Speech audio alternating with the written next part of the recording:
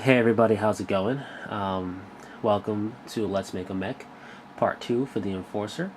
The Enforcer is an inner sphere mech, and we're going to be painting up like the Hunchback that I have painted up, which is in the Eridani Light Horse color of the inner sphere.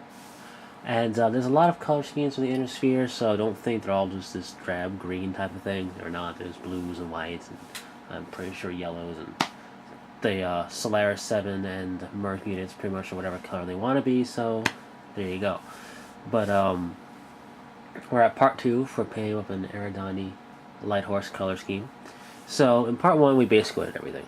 So we got the model base coated black, and we got the base coated in Bestial Brown. You can see there's some black on it, because I did the base first and I painted the mech up. That's fine. You could flock the base, but this base is not flocked. I wanted to see how it looked on flock, and I'm sure it'll be fine. It probably won't be as defined, let's say, but it should definitely work. Thanks for the feedback, by the way, for people saying that this is the Enforcer. I wasn't sure, but I feel more confident saying it is, with other people saying that it is as well. So, what's next? Well, the next step is pretty easy. What we're going to do is just going to green this guy up. We're going to use Catachan green to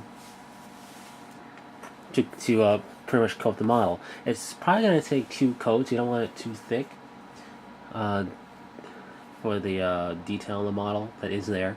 You don't want to gum it up or anything. So probably going to take 2 coats, maybe even 3, depending on your paints, how thin they are, how much you thin them out. I don't like thinning my paints out too much, but my paints seem just naturally translucent anyway. More so than when other people paint with the same color from their own pots. Doesn't make any sense. Maybe I'm just going crazy. But I'm going to do everything. The thing with Battletech is, well, not so much Battletech, but the thing with Battle Mechs, in my opinion, really, is that you don't need much metallic on the model. Like in 40K, like the weapon bits, like for a bolter or a last cannon, or anything like that, has metallic on it, like the barrel and whatnot. You don't really need to do that on a mech. Yeah, its arm has its hands. Well, it doesn't have hands; it has guns. It's not guns; it's weapons. You don't need to make that barrel right here metallic. You can leave it green. So what I like to do is green everything. If you want to try not green the cockpit, you can try. But this cockpit is going to be a little tough. Chances are I'll probably get all green as well. But that's really the next step, is this Catachan green. Now, I was looking at Narlock green and did a little test on a sprue. Narlock green is actually brighter than Catachan green. It looks kind of similar in the pots a little bit. It's even then looks a little brighter, but it's too much of like a light green color. I wanted more of a dark, deeper, drabbier green, which Catachan does very well. So that's why I'm not using Narlock green. But you could try it. Maybe use Narlock as a base coat and then put Catachan on top of it. So it only takes 1 coat of Catachan. But I'm going to do a couple of coats of Catachan green on this guy. Now, just a little update. I'm going to try and do this when I have time. But I'm also painting up those 2 Smoke Jaguar mechs and the Dark Angels test model. So we'll see how far we can go. Nice thing about these Battletech models is they don't really take that long. So next step will be Catachan green. It's going to take a few coats.